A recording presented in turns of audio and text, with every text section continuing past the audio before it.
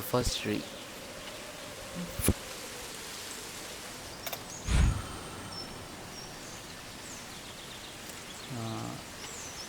ഞാൻ ആദ്യമായിട്ട് അത് കളിക്കാൻ പോകുന്നു. ഞാൻ ശരിക്കും അതിൻ്റെ മൈക്ക് ഓഫ് ചെയ്യാൻ പോവാം. ഡോക്യുമെൻ്ററി ഗെയിമിംഗ് ആണ് എപ്പോഴും നല്ലതെന്ന് എനിക്ക് തോന്നിയിട്ടുണ്ട്. അതുകൊണ്ടാണ്.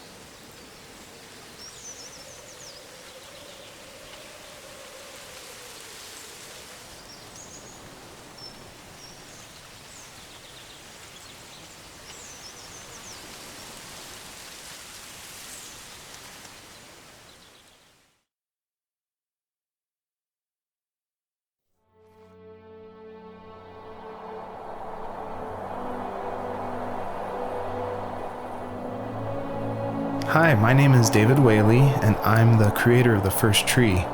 I also voice a character named Joseph. So I just wanted to introduce you to this commentary mode, tell you that you can find interesting things about how I made this game by touching the speech bubbles you see in the world.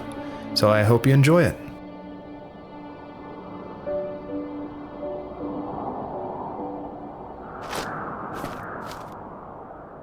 Are you awake?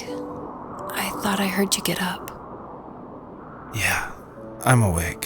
Sorry, I just can't sleep. Are you thinking about him? Yeah, a bit. Usually get back to sleep, my love. I'm fine. No, it's okay. What else is on your mind? I don't know. It seems weird, but I had one of the most vivid dreams of my life. I saw a fox on a snowy mountain, just looking confused and worried. Those eyes. I can't get those eyes out of my head. She was running in the windy snow, looking for something. Do you think it has to do with you and what's been going on? I don't know.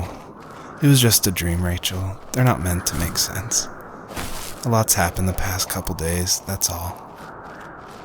Well, if you're not going to sleep anyway, you should tell me. I want to hear. All right.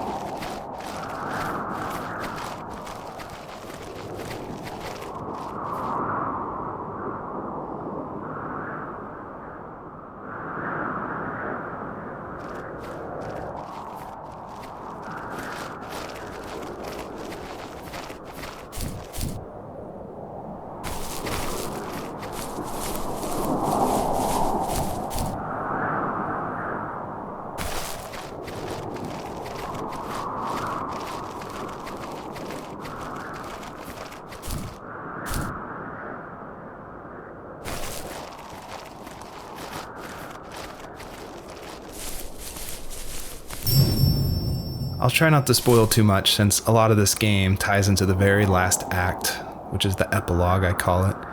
But you'll notice there's lots of items around, and that's kind of what the first tree is about, is like exploring this land and trying to figure out why they're there, what they were used for, and it's kind of explained that this is a dream for Joseph, but it's something different, and it's not supposed to be like your average dream. It's supposed to be something a little deeper. So pay attention to all the items that are around and try to figure out how they tie into the story.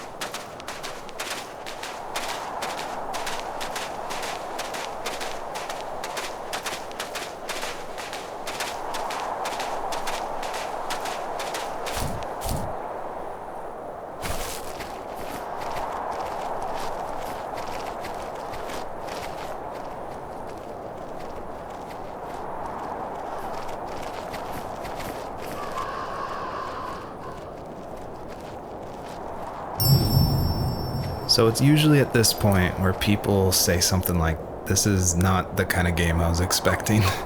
And that happened a lot at PAX West when I showed it. We'd have little kids play it, but then they see a dead fox cub, or a kit is technically the word, but cub sounds, I don't know, it sounds better. Like Wes Anderson uses it in Fantastic Mr. Fox, so I thought cub would be alright. But anyway, having this game, I wanted it to be more serious. This game is based on dealing with the death of my father, which was the hardest thing that's ever happened to me and my family. But I don't want to talk about it here, and I didn't want to talk about it with anybody really to this day still. It's very personal. And that's why I made this game. That's exactly the reason.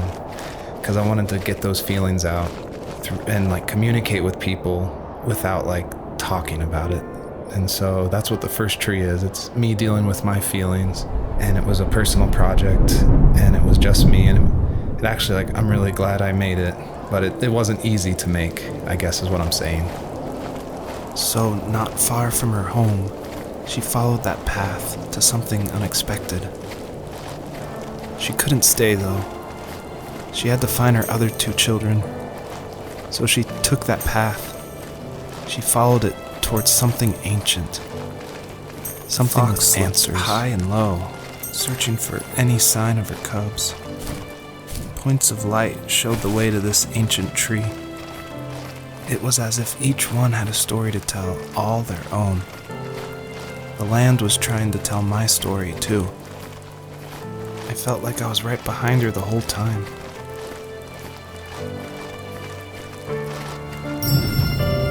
The bunnies were added because my wife, Elise, who also voices Rachel in the game, who's also helped a ton to make the game, as we were playing, she just said the world felt kind of empty and not alive enough.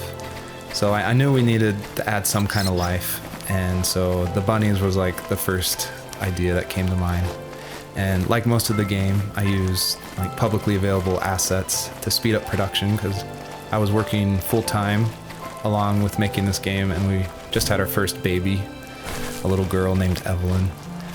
So I was messing with this asset called Herd Sim, and at one point, like the generation script that creates variations of the sizes of the bunny. One time I got out of control and it made like this monster bunny that towered over everybody. And I shared that GIF on Imager and Reddit, and that was a huge hit. It helped definitely gain an audience for this game. But it's hard because this game is like so serious. It's about life and death, not giant bunnies. But I knew I needed something, like a shout out to that, because it was pretty fun. So if you're able to catch all the bunnies on this map, I think there's around 13, then you'll get a special surprise. So good luck.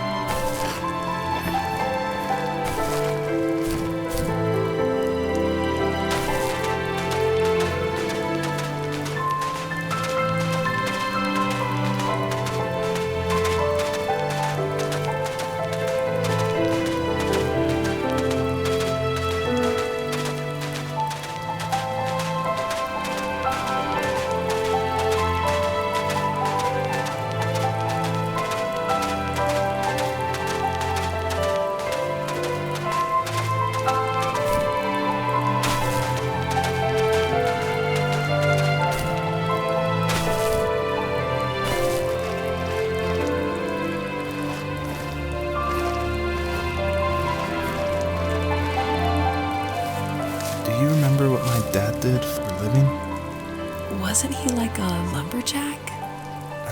That's one way of putting it. If wood was a canvas, then a carving knife was his paintbrush. Even after working a 50-hour week, even after his hands were more splinters than skin, he would bring home the nicest piece of Alaskan weeping cedar and make me toys. That wooden train was the first toy I can remember, and I loved it. I just knew from a young age I was going to be a lumberjack, like my father.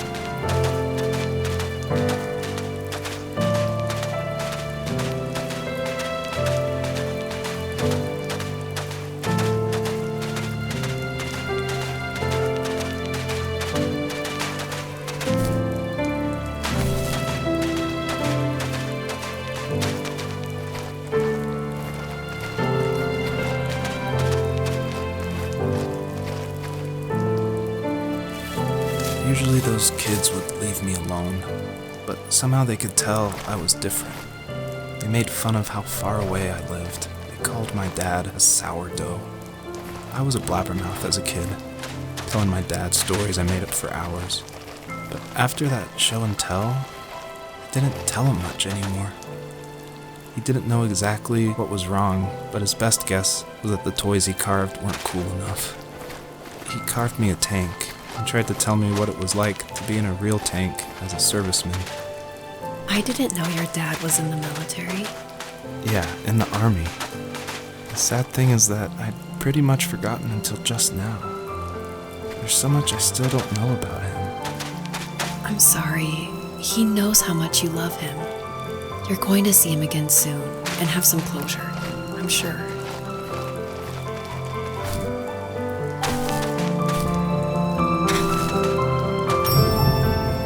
A lot of people have gotten confused why Joseph's father is called a sourdough, and it's not stated outright at the beginning of the game, but Joseph and his dad, they grew up in Alaska.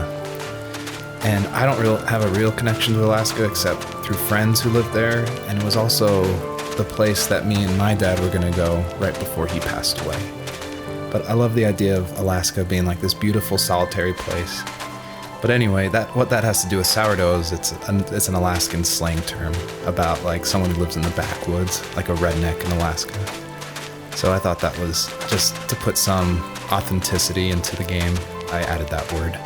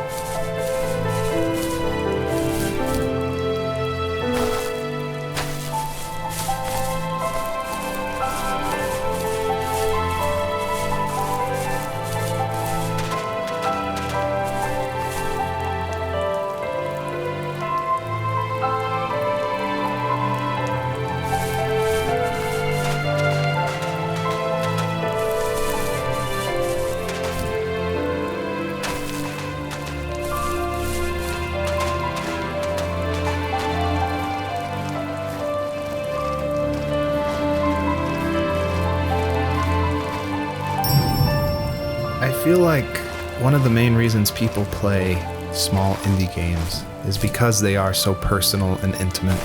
So I tried to put myself into this game as much as possible. So almost all the vignettes or little stories you hear in this game, they come from my childhood, where I grew up in the middle of nowhere in Central Virginia in the United States. So yeah, that's probably why I love games like this so much, where you explore this open, wide environment and just find interesting things, because that's exactly what I did as a kid.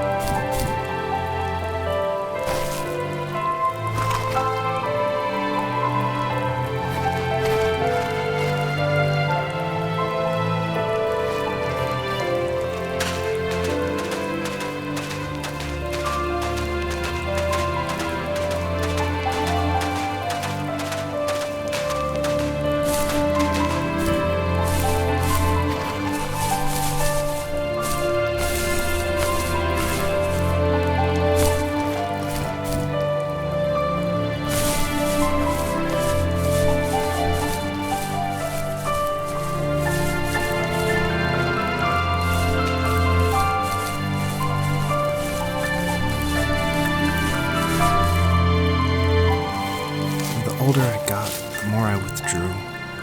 I asked myself, why talk to anybody anyway? Why bother when I'm happy by myself? I started drawing a lot, mostly animals I saw in the woods by my home. I then imagined designing my own hideouts with things like TVs and pantries full of chips and cookies. I think that idea of leaving home and drawing blueprints started my career. I found a lot of solace in that. I'm not surprised, but I did the same thing, you know? There's something special about having a place to call your own. And now look at us. Well, if you count renting in an overpriced city. It's as close as we can get for now.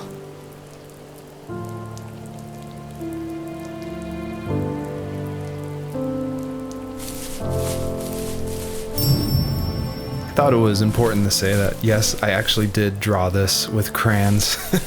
And it was just funny to me one day that I was like, I'm working on my game, and I pulled out my little 1-year-old's like crayon set to draw this item for this game. I just realized just now that I probably threw away the original. I probably should have kept it and given it away to somebody, but oh well.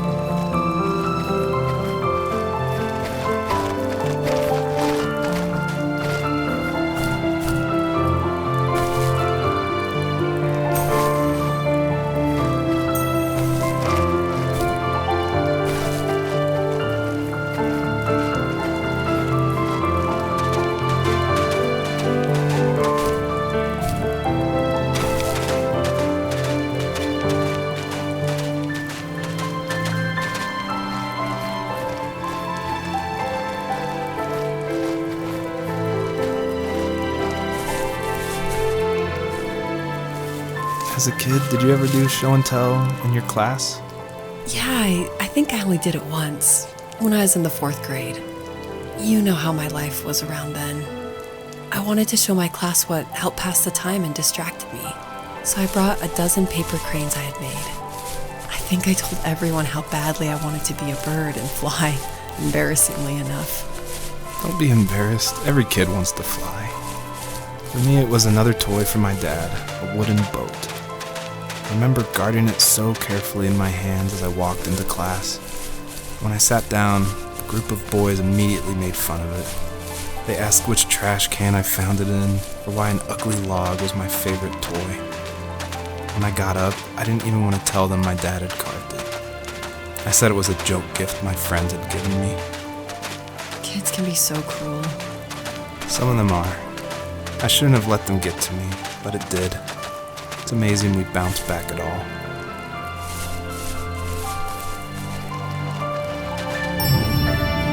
I feel like one of the best ways to make an exploration game feel worth it, or to reward the player, is to have as many secrets as possible. Like some of my favorite games like Dear Esther and Gone Home and Firewatch. I love those story-driven games. And they're kind of like these mystery boxes where if you put in a lot of effort, if you look closely, the world reveals itself to you better. So there are like secrets in the first tree. See if you can find one of these hidden items by digging around in these unmarked spots around this area.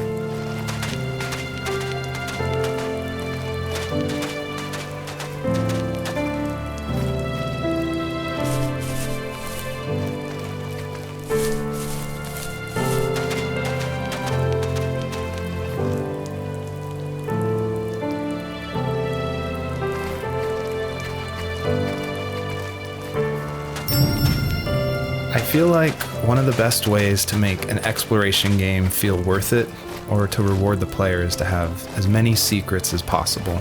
Like some of my favorite games like Dear Esther and Gone Home and Firewatch.